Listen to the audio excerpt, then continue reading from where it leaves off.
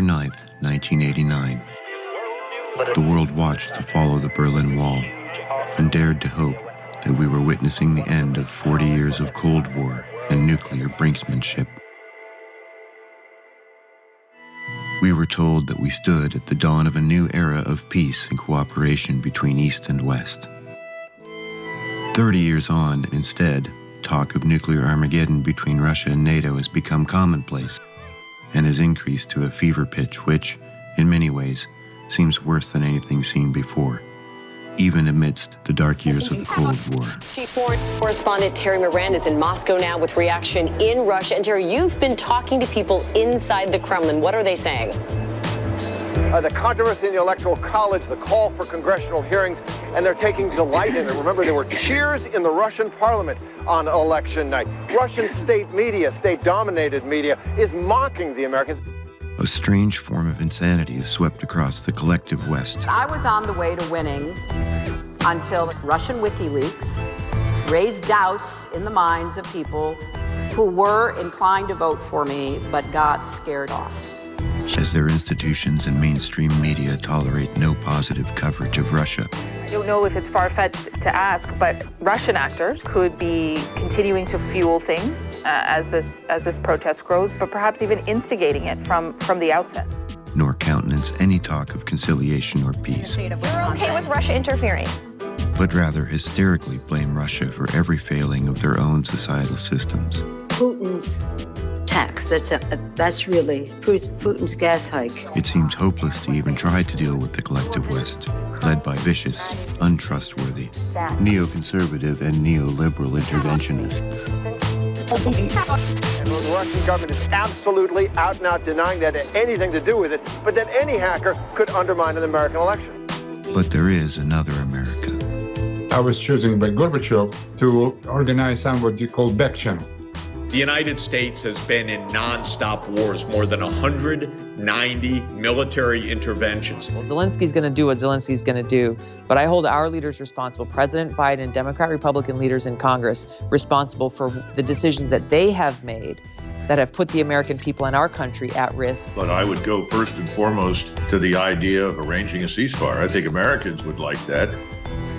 What the president wants to do is to let Russia know that we are not enemies any longer. An America that remembers the great promise of the Constitution, that remembers how cooperation with Russia saved the Union, an America that has reached out to Russia many times through history in the name of peace.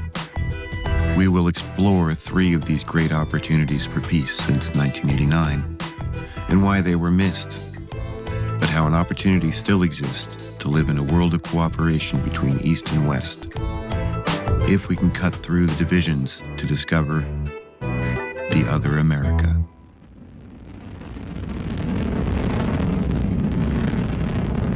By 1988, it was becoming increasingly clear that the system of mutually assured destruction was coming to an end. The rigid economic systems of the Soviet bloc had been incapable of introducing the needed technological innovations to the general civilian economy. Everyone knows of the dark days of perestroika and the Western-directed looting of the 1990s. But few are aware of the ripe potential for a new age of cooperation and abundance, driven by American politicians and peace activists and their Russian counterparts, who saw in this crisis an opportunity to turn swords into plowshares, not by crushing Russia into oblivion, but in providing a new synergy of industrial and scientific cooperation between East and West. And at that time, the Gorbachev team, several people, they told me that if I can probably line up some Americans and we can start negotiating, and then maybe with the help of those back channels, we can bring some proposals to both Gorbachev and first Reagan and then George Bush. The story of these plans and possibility for an age of cooperation, premised on large-scale industrial progress, is told both in the recent autobiography of American University in Moscow's Dr. Edward Lazansky. These figures worked hard to present development plans which involved billions of dollars of promised investments into the modernization of all sectors of the Soviet economy, premised around large-scale infrastructure, and industrial growth. Despite the many promises of East-West unification, the 1990s instead saw a bloodied Russia swimming with sharks. Figures like Strobe Talbot were assigned the task of breaking the Russian government and its people economically, psychologically, and morally under a program of shock therapy overseen by the worst elements of the IMF, City of London, and Washington utopians. In '96, Clinton sent operatives over to run Yeltsin's re-election campaign. That was the front page cover of Time magazine. The fact that he would think that we had to run Yeltsin's re-election campaign was outrageous to me. The Russian people knew that Yeltsin was our choice for their president. And they knew Clinton's people ran the campaign. They stayed in the presidential hotel running Yeltsin's re-election campaign. How offensive is that? In September 2000, the Speaker's Advisory Group on Russia, comprised of the chairman of the Committees on Armed Services, Appropriations, Banking, Intelligence, and International Relations, as well as the House Vice Chairman of the Joint Economic Committee, released a 287-page report on Clinton's failures in Russia titled Russia's Road to Corruption. Even basic security guarantees were abandoned, as the promises made by the then Secretary of State James Baker to not move NATO 1 inch beyond its 1992 configuration were increasingly abandoned. When it comes to this war in Ukraine, this has been brewing for 3 decades as well, because the terms of Gorbachev ending the Soviet Warsaw Pact military alliance was that NATO would not take advantage of that, but would also stay where it was. The phrase that was used to Gorbachev was, NATO will not move 1 inch to the east. As NATO transformed from a Cold War defensive alliance to an aspiring new global offensive structure, absorbing as many former Soviet nations it could acquire. We can do what we want. We don't have to honor any agreement, and they started NATO enlargement. First to Central Europe, to Poland, Hungary, Czech Republic, but then starting in the 2000s with George W. Bush Jr., they enlarged NATO to 7 more countries: Romania, Bulgaria, Lithuania, Estonia, Latvia, Slovakia, and Slovenia. Now, that's coming pretty close to Russia. We trusted you.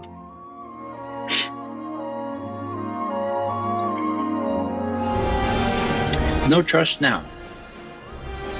Instead of cooperation, speeches calling for a new world order and the end of history became part of the Western political discourse. Even then, Senator Joe Biden was quick to get into the action, writing such 1992 tracts as How I Learned to Stop Worrying and Love the New World Order. With their ascension in 1999 and 2000, 2 new leaders came to power. It was hoped that Vladimir Putin and George Bush Jr. might be able to restore a measure of sanity after a decade of betrayal.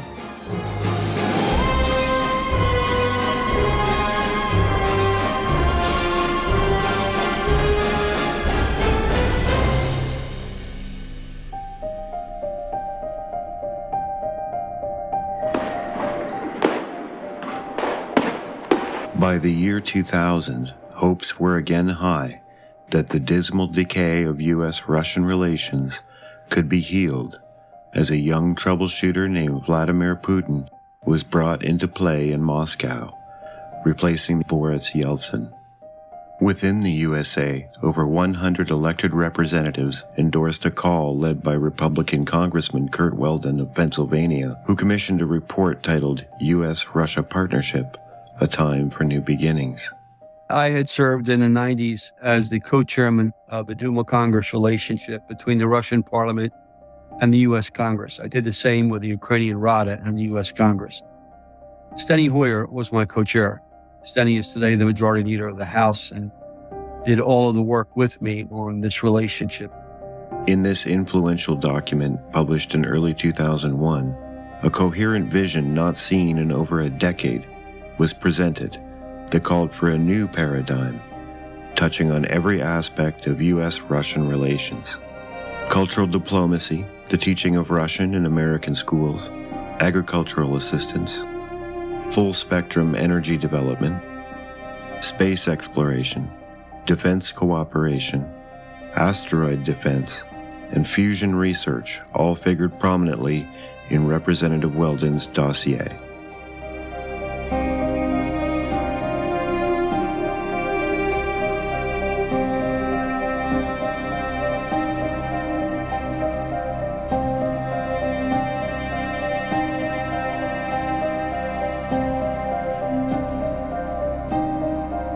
So the cover letter of support to the President of the United States for the New Time, New Beginning document were the three most powerful senators, 2 Democrats and 1 Republican. It was for this reason that Putin's early appearances in the USA during this period alongside President Bush demonstrated the optimism that a sane foreign policy might be adopted. Leading politicians were ecstatic that things were looking hopeful on the U.S.-Russian front, with U.S. Senator Sam Nunn saying loudly that, sadly, a darker current was flowing from the U.S. governing class and merging with the incoming Bush administration team. This group not only carried on the worst elements of the Clinton, Gore, Talbot, Russia policy of the 1990s, but added an obsessive militaristic drive for global supremacy with a Pax Americana flavor not seen in decades. Figures like Strogue Talbot's assistant Victoria Nuland went on to find new employment as Dick Cheney's assistant, and soon U.S. ambassador to NATO, where she oversaw the military bloc's vast expansion from 16 to 24 nations by 2008. Under Nuland's lead, Georgia and Ukraine's aspirations to join the alliance was welcomed officially by NATO. Think about Victoria Nuland, who was sort of the intellectual author, if you could call it that, of the coup in Kiev. Did she really think that Putin would acquiesce in NATO taking over Russia's sole naval ice-free, all year-round base?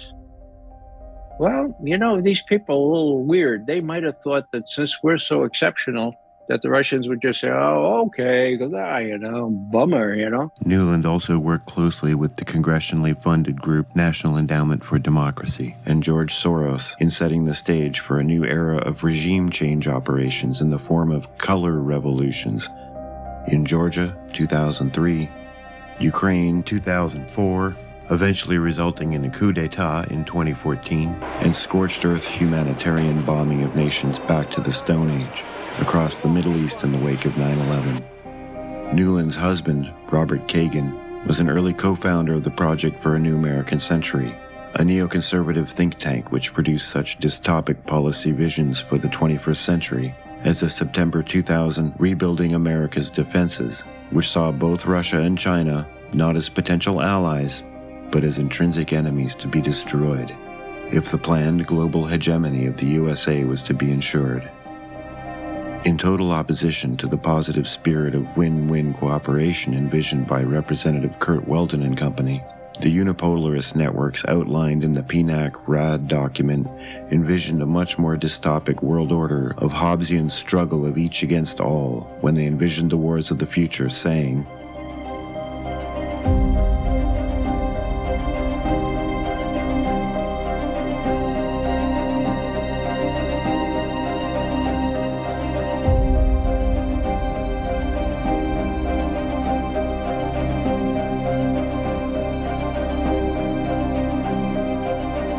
The thinking of grand strategist Zbigniew Brzezinski was visceral in the pulse of ideologues like Kagan, Nuland, and other neocons like Paul Wolfowitz, Richard Pearl, John Bolton, Donald Rumsfeld, and Dick Cheney, who ran the malleable Bush Jr. presidency.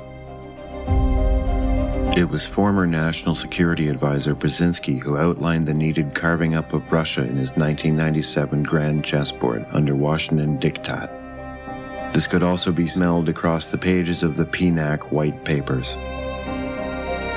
Unfortunately for the world, the doctrine which was adopted by George Bush was not that of the American patriots surrounding Kurt Weldon, but rather this hive of unipolarists who sought to do everything possible to ensure that the world would remain as divided and suppressed as possible, while a new Pax Americana could consolidate its possessions under a program of full-spectrum dominance. It was this group that ensured the USA would soon quit the Anti-Ballistic Missile Treaty, which Bush announced on December 13, 2001. The United States of America is withdrawing from this almost 30-year-old treaty. The 1972 ABM Treaty had ensured that both Russian and American militaries ceased deploying sea, air, space, and mobile land-based anti-missile systems for intercepting strategic ballistic missiles. The USA's withdrawal from this treaty made the increased danger of the ballistic missile shield built up around Russia and China's perimeters an unbearable existential threat, and a new arms race between offensive and defensive systems was launched. A day after the USA officially left the ABM Treaty, Russia announced its withdrawal from the START II Treaty, which would have not only banned the use of multiple warheads on ICBMs, but also vastly reduced the total number of warheads. It wasn't long before President Putin called out this threat during his famous 2007 Munich security speech, which laid out not only Russia's understanding of the true intentions underlying the offensive properties of the ballistic missile systems built up across our borders, but also set firm red lines regarding NATO's continued encroachment on Russia. I can't blame one person, but what I can tell you is we had an opportunity that we didn't take advantage of.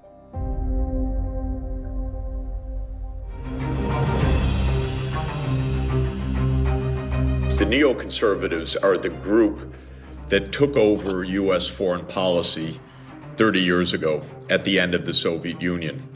This neoconservative group said, oh, okay, our rival is gone.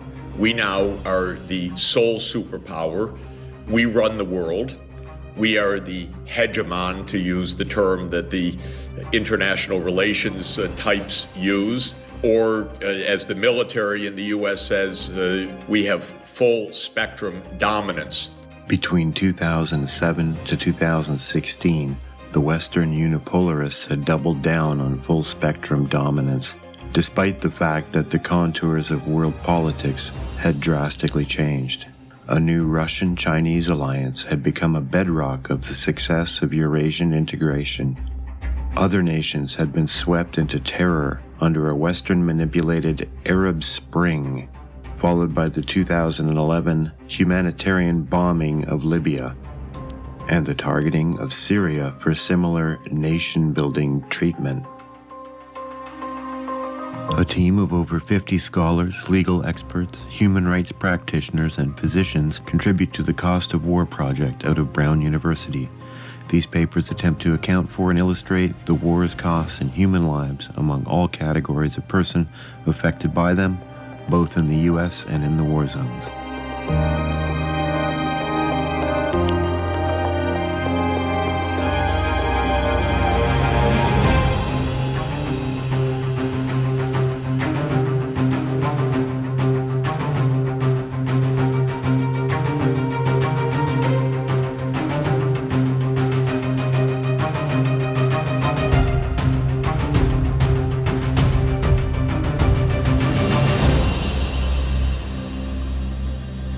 In the Pacific, the Clinton-Obama Asia pivot had accelerated U.S. military commitment across China's perimeter, with THAAD missiles in South Korea and 100,000 troops spread across Western-manipulated Asian governments. Under Biden and Victoria Nuland's lead, Ukraine was lit on fire as the duly elected government of Viktor Yanukovych was overturned in a second color revolution, and a regime chosen by the U.S. State Department was installed in power. I think there was an opportunity grasped by the U.S. government to effectively install someone in Kiev or Kyiv who would be hostile to Moscow. And I think they succeeded in doing it.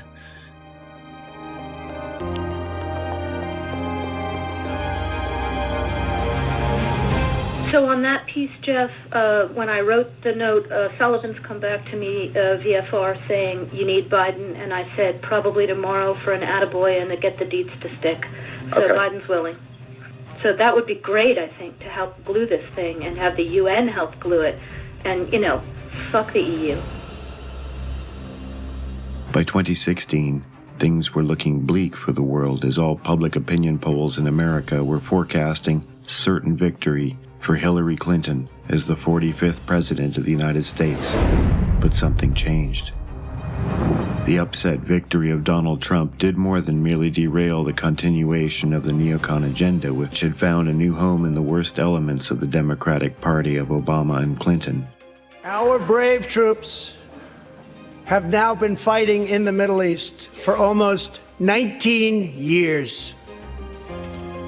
In Afghanistan and Iraq, great nations do not fight endless wars. But, rather, a new potential for rebuilding U.S.-Russian relations was beginning to be felt, as the new president called for good relations with Russia and China, while also pushing for ending the never-ending wars and recalibrating American military activity in Syria with the Russians.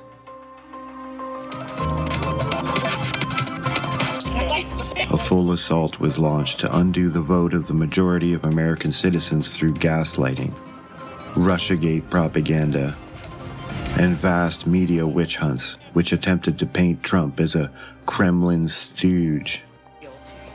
Despite this, Trump was able to fend off impeachment attempts and managed a variety of reforms that entailed cutting NED funding in Ukraine, Hong Kong, and beyond, severing CIA access to conventional military operations, harmonized U.S. military operations with Russia in Syria, and drove a vast program of diplomatic bridge building across the Middle East with the Abraham Accords, and in Asia, where Trump brokered meetings with South and North Korean leaders. And although neocon swamp creatures like John Bolton and Mike Pompeo continued to surround Trump's inner circle like vipers, it would be foolish to ignore these positive, albeit short-lived initiatives to revive the missed chances of 1990 and 2000. 2 years after the installation of Biden into the White House, the world has slid once again towards an existential cliff of confrontation, not only with Russia over the events in Ukraine, but increasingly China. War is more likely. Security competition is more likely to turn into war in the U.S.-China competition and in the U.S.-Russia competition than it was during the Cold War. We have more potential wars between great powers in the multipolar world we now live in, right? And furthermore, those wars are more likely. The American population know that they do not benefit from the proxy war in Ukraine. Keep in mind that very few Americans are probably interested or even find Ukraine on the map. And according to recent polls, the situation of Ukraine doesn't even make the top 10 concerns for most Americans, who care more for increased gas, food, and rent prices over the geopolitical ambitions of detached neocons or neoliberals. Americans just aren't focused there. They're focused on what's happening at home. And you know that we have an enormous problem with the economy, inflation. Additionally, polls by Rasmussen demonstrate that nearly 70% of Americans strongly believe America to be heading down the wrong track, and approval of both the president and Congress has hit historic lows. The previous 3 attempts to overthrow the unipolarist ideologues and establish a sustainable foundation of U.S.-Russian cooperation were made possible not only through well-positioned politicians, but a network of well-organized, informed, and engaged American citizens who understood how to think about the direction their nation was headed. If today's world is to avoid the consequence of the insane policies of global NATO, which can only lead towards thermonuclear war, then it will be thanks to the important factor of this other America, whose time, energy, and sacrifice may make all the difference between a new dark age or a new age of cooperation.